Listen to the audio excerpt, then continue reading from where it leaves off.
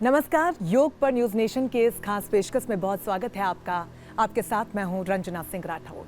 वो कहते हैं कि शरीर और आत्मा के लिए तोहफा है योग, खुद से खुद को मिलाने का मौका है योग। आज ऐसे ही एक मौके के साथ न्यूज नेशन इस खास पेशकश में योग से जुड़ी कई बारीकियों को आपको बताएगा और उसी को जानने के लिए आज स्टूडियो में हमारे साथ खास मेहमान योग गुरु वंदना गुप्ता जी मौजूद हैं। बहुत स्वागत है वंदना जी आपका न्यूज नेशन पर।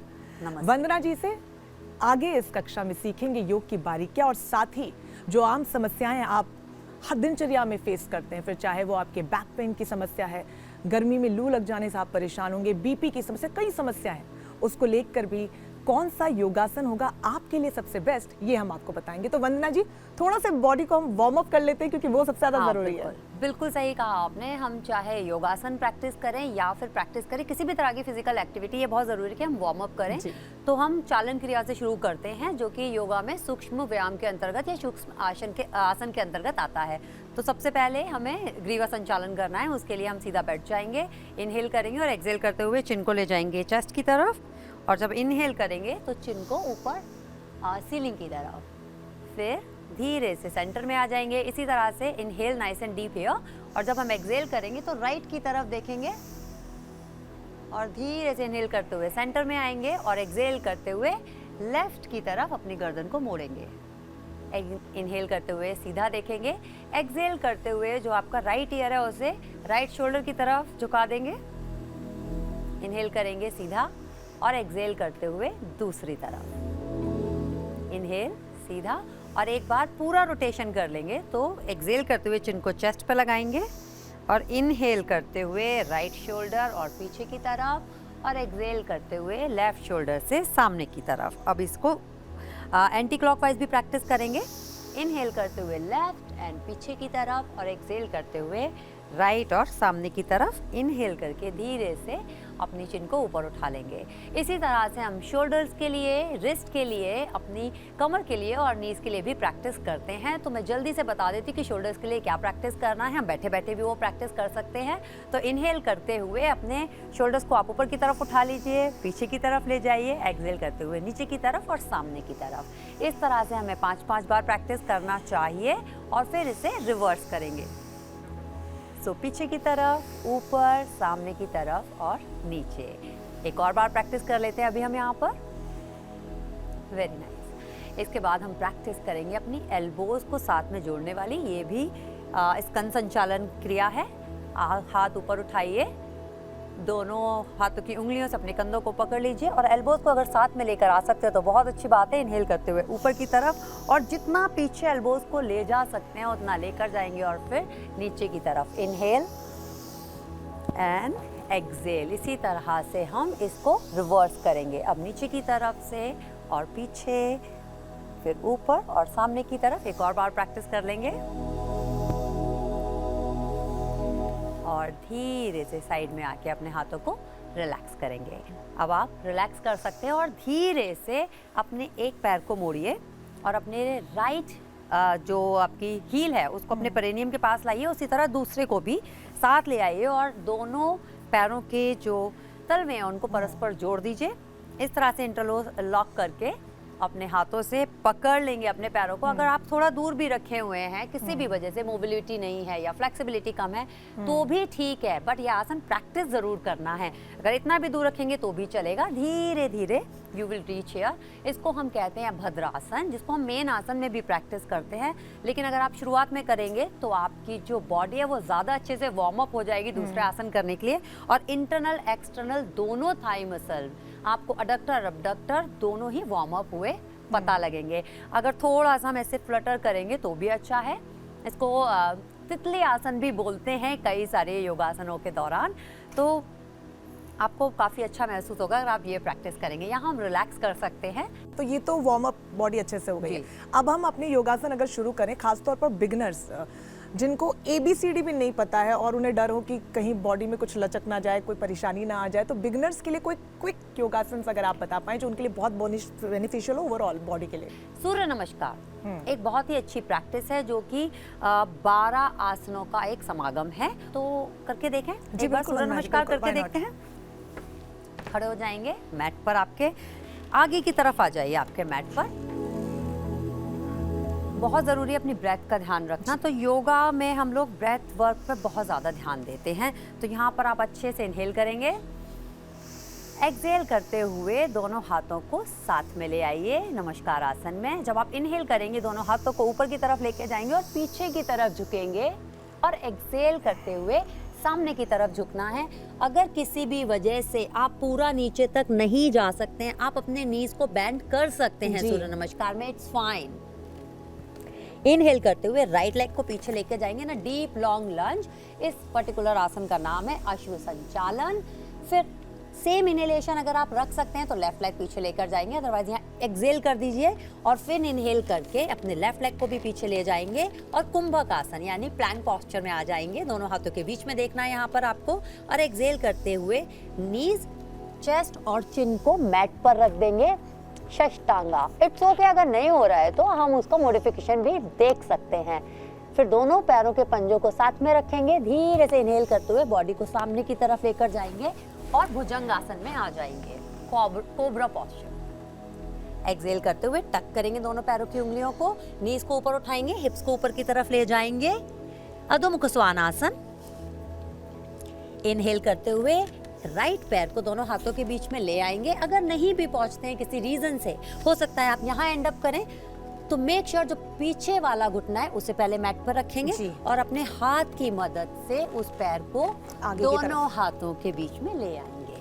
फिर एक्सहेल करते हुए दूसरे पैर को भी ड्रैग कर लीजिए, दोनों पैरों को साथ ले आइए हाथों के बीच में, उत्तानासन। और इनहेल करते हुए सीधा ऊपर आएंगे और सेम इनहेलेशन, थोड़ा सा पीछे की तरफ झुकेंगे और एक्सहेल करते हुए सीधा खड़े होकर नमस्कार आसन और रिलीज करेंगे।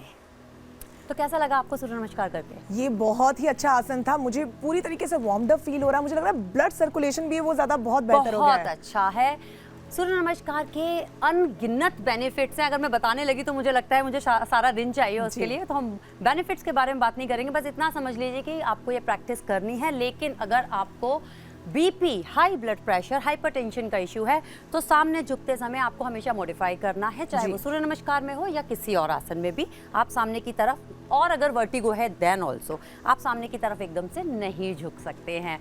मैं एक बार त्रिकोण आसन भी दिखा देती हूँ, जो मैं साइड आसन की बात कर रही थी, तो उसे कैसे करना है। उसके लिए हमें साइडवेज खड़ा होना होगा, या हम ऐसे भी खड़े हो सकते हैं अगर हमारे दर्शक हमें ऐसे ठीक से देख पाएंगे तो। ठीक है रंजना, बेटर। दोनों पैरों के बीच में ऑलमोस्ट 3 फीट का डिस्टेंस रखना है। राइट पैर की उंगलियां राइट की तरफ रहेंगी, हाथों को इनहेल करते हुए कंधे की सीध में लाएंगे और जब एक्सहेल करेंगे तो सिर्फ टॉर्सो लेंथन करेंगे राइट की तरफ और धीरे से नीचे की तरफ जाएंगे। मेक श्योर कि दोनों पैरों के घुटने सीधे रहेंगे, दोनों पैर सीधे रहेंगे, घुटनों से मुड़े हुए नहीं है और नी कैप्स पुल्ड अप। अगर बैलेंस है तो ऊपर की तरफ देखेंगे, लेकिन अगर आपको लगता है आपका पोस्चर कहीं भी गलत हो रहा है, मैं ये आसन रिलीज कर रही हूँ और रंजना के पास जा रही हूँ, आप वहीं रुकिए, आप वहीं रुकिए, आप वहीं रुकिए। जी बिल्कुल। मुझे एक छोटी सी बात बतानी है यहाँ पर, आप प्लीज आसन में जाइए एक बार। इतना नीचे जाने की कोई जरूरत नहीं है, आप यहाँ आ जाइए, यहाँ आ जाइए। बस ये सीधा रखना बहुत जरूरी है। तो हमारे लिए जरूरी क्या है कि हमारा अलाइनमेंट ठीक हो। आप अब इनहेल करके ऊपर आ जाइए, थैंक यू सो मच।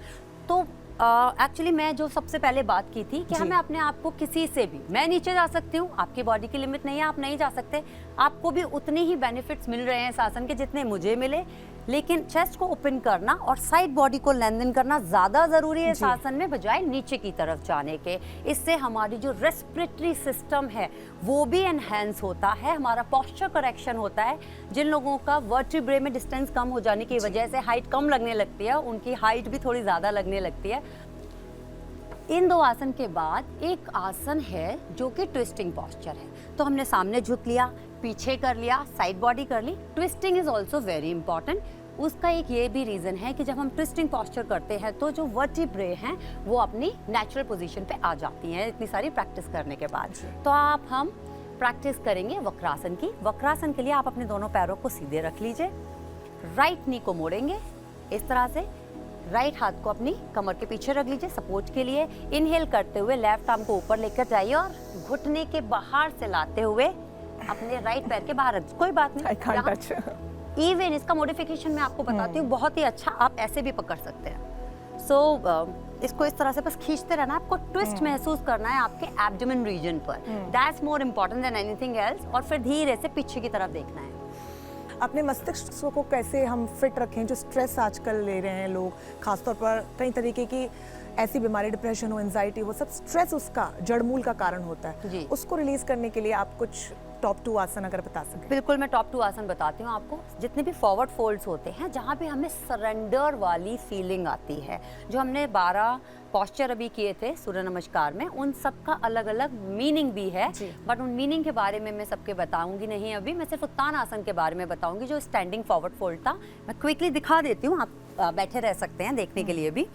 दोनों पैरों के बीच में जब हम सूर्य नमस्कार करते हैं, दोनों पैरों को साथ रखते हैं, बट जब हम उत्तान आसन अलग से करते हैं या पादहस्त आसन अलग से करते हैं, तो दोनों पैरों के बीच में हिप विड्थ का डिस्टेंस बना के रखते हैं। तड़ासन में सीधे खड़े हो जाते हैं, अपने कंधों को रोल करके पीछे की तरफ। Sure, you are more than welcome, I will be very happy. Inhale nice and deep. जब आप अपने हाथों को ऊपर उठाते हैं इनहेल करते हुए, और एक्सहेल करते हुए, मैं साइड से दिखाती हूँ जिससे कि आपको फ्रंटल रहिए, फ्रंटल देख सकें, और साइड से।